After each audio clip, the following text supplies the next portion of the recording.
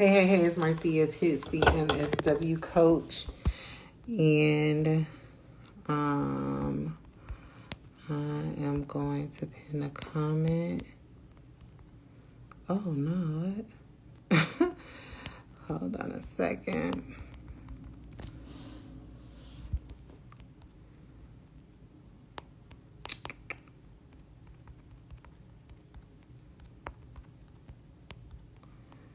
Hey, how you doing? I am pinning a comment, and I want to talk about the fact that MSW degrees don't get macro jobs. And I'm going to be like, Marthea, what do you mean? Why doesn't an MSW degree get a macro job? The truth is they don't.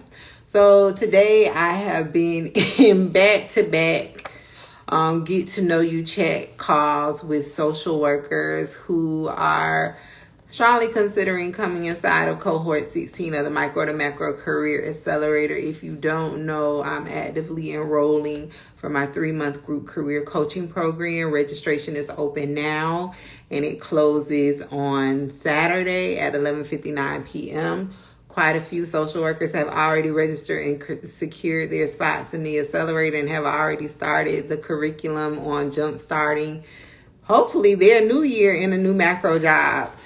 However, in my talks today with several different social workers and non-social workers, be it MSW degree, BSW degree, kind of the same topics were coming up. So I was like, I'm going to go live and talk about this thing. And it's the fact that MSW degrees don't get macro jobs, right? And so I'm sure you're like, what do I mean by that? What gets my coaching clients macro jobs, hey, as you come in the room, what gets my coaching clients macro jobs is not their degree, right? Because on average, a macro job only requires a bachelor's degree and some passion. What sets my people apart that lands them the macro job is their expertise around the topic. And ironically enough, the expertise doesn't come from their social work jobs. It comes in many different ways. And so I want to break down to you the most common 3 ways that my coaching clients got their experience that got them the macro job of their dreams, right? So if you are watching live, stay on with me. And at the end, I want you to tell me which one of these sources you have gained possible macro experience from once I bring it to your awareness.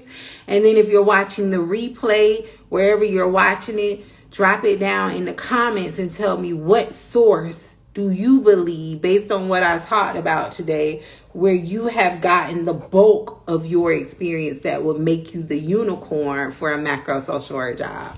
So the first most common way that my coaching clients have gained their experience that got them the macro job is outside of work, right?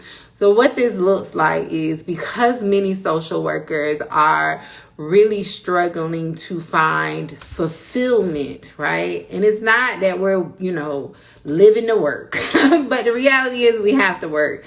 However, when you're talking about mission-driven professionals, things get a little bit different, right? Because you want deeper meaning to your work, right? You want to create some type of impact, even if it's just in the people around you or the community surrounding you. So when that happens and you're not able to get it inside of your traditional 9-to-5 job, what I know to be true in working with hundreds of social workers at this point is that you then begin to go out and seek alternative ways to get this internal fulfillment.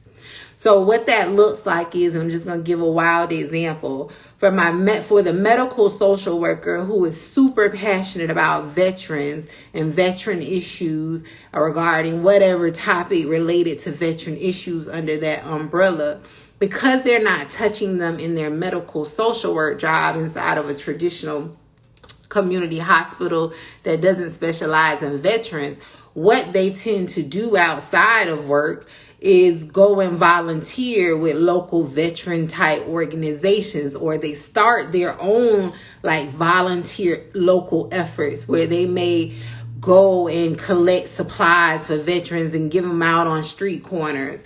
They may volunteer with organizations that feed veterans in the communities surrounding them, right? So what it looks like is when you are not getting the fulfillment within your traditional 9-to-5 job, you then begin to go out and seek other ways to get this fulfillment. Now, when you do this, you don't call it that, right? What you say is that I'm just super passionate about veterans and I want to support them. However, really the reason you're doing it is because you don't have room and opportunity to do that in your 9-to-5. Now, there's pros and there's cons to this, right? And this is what I've seen over the last 5 years working with my coaching clients. I'll get into the con first and then I'll break down the pro. The con is that when you are doing all of this extra volunteer work, outside of your already super demanding case management, direct practice job, however you refer to it, I always refer to it as case management. You are already at your limits just from your 9-to-5 job. So then on top of that, you're now spending every waking moment outside of work, also still doing work-like activities, right?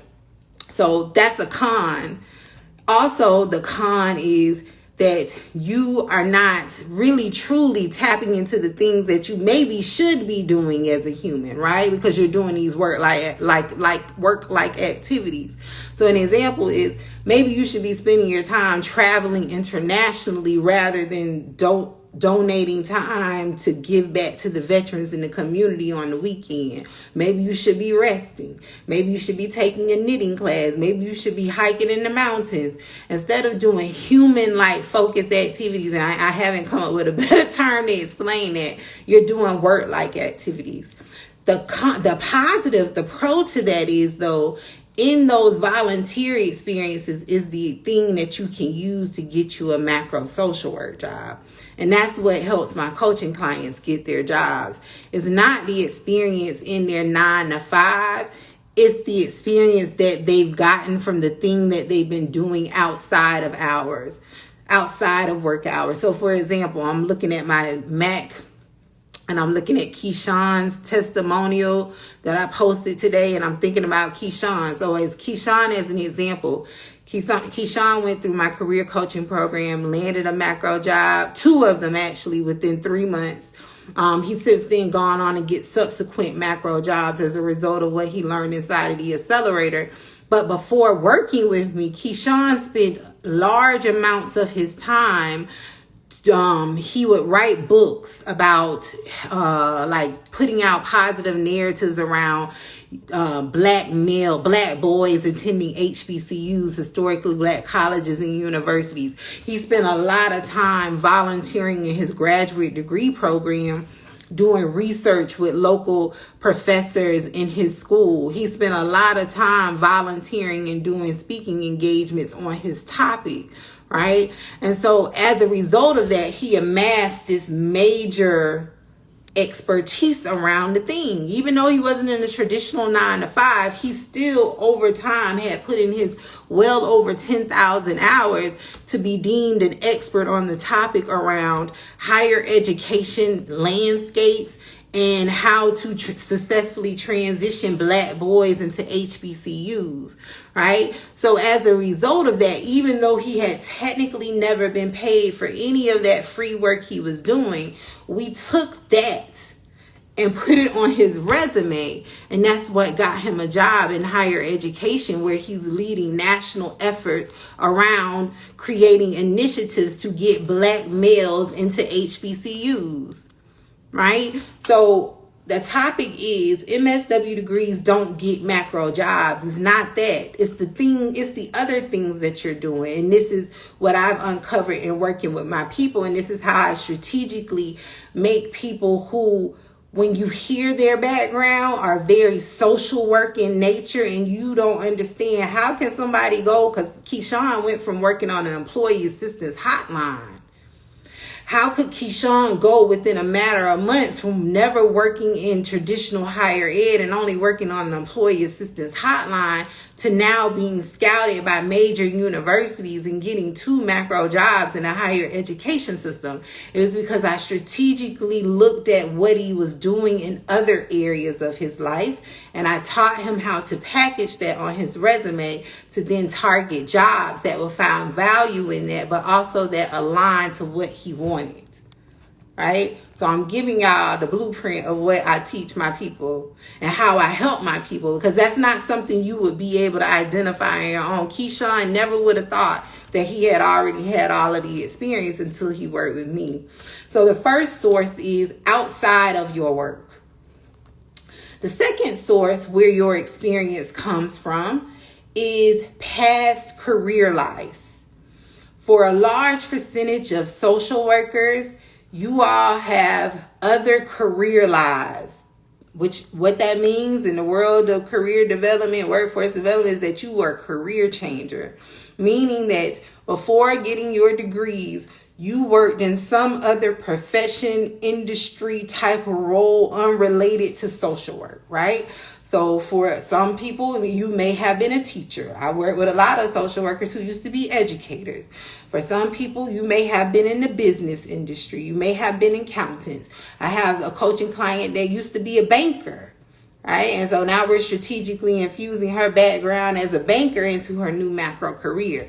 I have people who used to be certified nursing assistants. I have people who came from a call center background like me, right? So for many social workers, you all have past career lives. However, when you get your degree and you start this new social work career, you think that you have to abandon your past work life to now become a social worker, right? However, again, working with me, you don't. What I strategically help my clients do is I look at what did they do before officially becoming a social worker, because for many people, their social work current job or even a job they've had in the last 10 years that is social work related won't get them a macro job technically. However, what they did 12 years before that, where they worked in K through 12 education and they're super interested in education equity, that will get them a macro job. So instead of trying to pull from experience of being a medical social worker, I pull from their experience of working in the classroom where they saw injustices day in and day out. I have a coaching client, Alecs. He recently landed a job in Washington State where he is now a part of this never before done initiative in the state of Washington around education equity.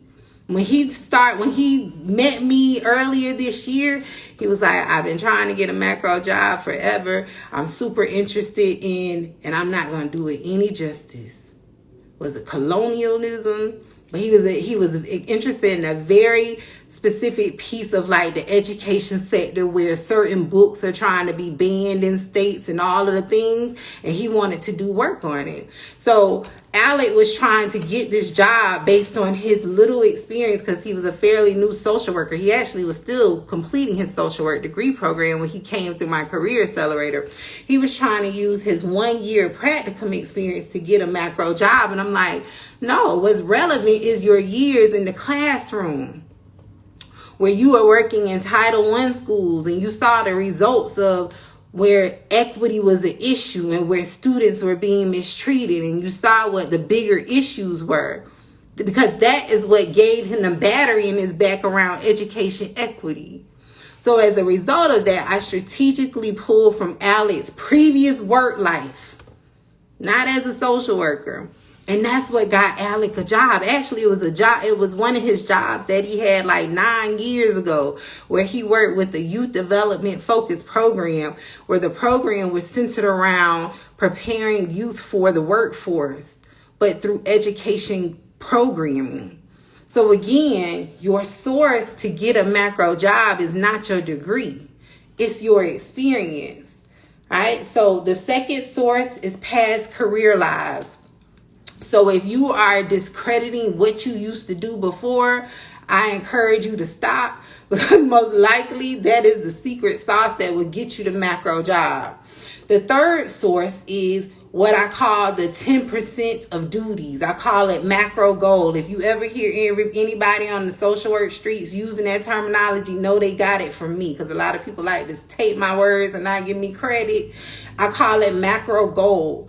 What I mean by that is, when you, on your job description, when you are looking at your job description as a case manager, you know how the last sentence on your job post says 10% of duties undefined, right? Until you get a case management job and you realize really it's 110% of your duties that are undefined. And they have you running reports because your supervisor may don't want to do it, maybe don't know how to do it, or maybe they just don't have the capacity to do it. So then now you're doing like these large admin tasks. Now you're asked to be sitting on boards and sitting in meetings with the CEO and talking to the CFO about your program budget, even if it's like $500, and you're talking about, well, last month I had to go spend $200 on arts and crafts, and we really should be giving $1,000 a month, or maybe you're submitting proof of your expenses. All of those high-level experiences, that's what I call them, not skills. All of those are the 10%. Because if you look in the standard job description of a case manager or a direct practice worker, you don't see any of that type of high-level stuff being a requirement of the job. Your sole scope of work is to see clients, right? Not sit in high-level executive leadership meetings. So in order to get the macro job, what I do is focus on the 10% of what my coaching clients do. I don't look at what they do as a case manager. Like when everybody starts working with me, I have them complete an intake form where I establish a baseline to get a clear understanding of where you're starting, so I can compare and contrast how far I got you with working with me. And when I look at their resume, I don't even read through the bullets about case management. Why do I need to read that? I know that every case management job is the same. However, I do spend a lot of time in the resume writing intensive asking about what are the other things that you're doing? The other 10%, what does that look like for you? So example, Monet was one of my coaching clients that landed a job in the philanthropic industry. She shared with me after I asked her 1,001 questions, because you all don't see it as valuable, right? So that's the ad of working with me. I said, Monet, have you ever fundraised before? She was like, yeah, there was this one time where I led a fundraising effort and I raised over $2 million. I said, you raised $2 million. Keep in mind, her job title was like social service supervisor. She was over a team of like 5 people, but it was like a standard social service job. And she was like, yeah, I fundraised $2 million. I said, was that a part of your job? She said, no, it was just something that I was asked to do, and I enjoy fundraising, so I volunteered and I raised $2 million. I used that experience that Monet had, and I taught her how to strategically leverage that to get a job in the philanthropic space. Monet landed a job as a philanthropic officer and was just recently promoted, because a part of her career plan that we created in the Accelerator was, in 2 years, you should be upwardly advancing in your career. And so now she's the director over the whole department that's over this family fund, where she came in originally as a supporting officer on the team. Now she runs the whole family fund. And it was all from the 10% of unassigned duties that I uncovered that she was doing in her work. It was not the fact that does Monet have clinical licensure? I think she does. It had nothing to do with that. Maybe she doesn't. It had nothing to do with that. It had nothing to do that she was a supervisor. It had nothing to do that she had an MSW degree background. None of that. It was the fact what got her the job was that she had experience in fundraising. And not just any fundraising. Not $200, not $2,000. She had raised over $2 million. And so what I strategically did was dissect what her process was, what her systems was, who were the people was she talking to and engaging with to raise this money? What did her team look like? What type of leadership strategies did she have to initiate to get people on board to see it through from beginning to end to raise $2,000 for this small social service agency? That's what got her the macro job.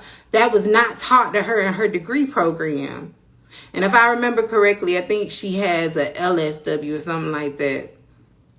Right? So it's not about your degree. It's about what can we pull from these other three sources. So if you are a person that's like, oh, I need a degree, or my degree isn't sufficient, I need another one, I'm on here tonight telling you this again for probably the 2001 time. That is not your degree. Your experience trumps your degree. So if you have been here from the beginning of this conversation and you have heard all of my examples, even if you are watching this replay back, drop in the comments, where do you believe your source, what your source is for experience? Do you think it may come from your outside work, your volunteer endeavors outside of work? Do you believe it may come from your past career life? Do you believe that it may come from your 10% of duties from your jobs that you've had in the last several years? And keep in mind that your identification of the source largely depends on how you say you want your macro work to look like. It largely depends on the population and issue you say you want your work to center on. So in order to really effectively engage the strategies that I'm teaching you, you have to be super, super, super clear about what you want your macro career to look like. That's why inside of the Micro to Macro Career Accelerator, before we start talking about this or talking about resumes, we spend 30 to 45 days on career clarity. So we can understand what is the goal that we're aiming for, so we then can pull what we need to match this goal. A lot of you are doing it in reverse order, right? So you are doing all of these little things and then trying to match it to this goal when you need to be reverse engineering. So going back to the example of Kean, because I'm looking at his testimonial, we got clear on the fact that he wanted to do a national level work around males and HBCU entrance rates to increase them. So we got clear on that goal. We got clear on how we wanted his day-to-day work. And then that's when I began to guide him through the questions that I have, the investigative frameworks and techniques and strategies to get clear on, okay, so because you say you want your day-to-day work to look like this, and this is the desired outcome that you want for all Black males that are doing college entrance, then these are the experiences that we need to be looking for in your background to position it on paper and for you to position in an interview. But you have to start with the goal, which comes from clarity. And that's the part that people don't want to do until they go through it and they be like, oh, wow, I really needed that a lot sooner. I had a coaching client tell me that on Sunday. She went on and on and on about, you are so right. I needed career clarity because now everything made sense. Now she's hitting apply on macro jobs left and right because she has clarity, because she went through that process. And it takes time because you have to really sit with yourself. And that's why I have a whole framework around it. You got to sit with yourself and be honest about what you really, really want to do. And it will require you for the first time in many people's lives to not just settle. So today I have shared 3 sources. I gave y'all my secret sauce today. If you really listening, you be tuned in to what I just gave you. The 3 sources where your experience comes from, and it's not your degree. That's why I have worked with people and help people get macro jobs in the Research Triangle in North Carolina in the biotechnology industry who just have a bachelor's degree. It's because we looked at their experience, the sources. Where have they gotten relevant experience? Even though their work was in HR, a completely unrelated area, I looked at the other possible sources of where the experience could come from, and I strategically taught them how to utilize that to get the job they want. So I encourage you to watch the replay back if you just got on this live. Drop in the comments as you watch back the replay of this live and tell me what source do you believe your experience is coming from. Or if you're like, I need career clarity, I can't even tell you what my source would be because I don't even know what I want to do. Drop it in the comments and let me know. Enrollment is open right now for Cohort 16. I've been in get to know you chats all day. I have talked to a multitude of social workers. I have signed up a lot of social workers for Cohort 16, and they're ready to work. I'm ready to work with you. So if you want to know about working with me inside of my group career coaching program, click the link in my bio. Schedule a free get to know you chat. It's the third link in the bio.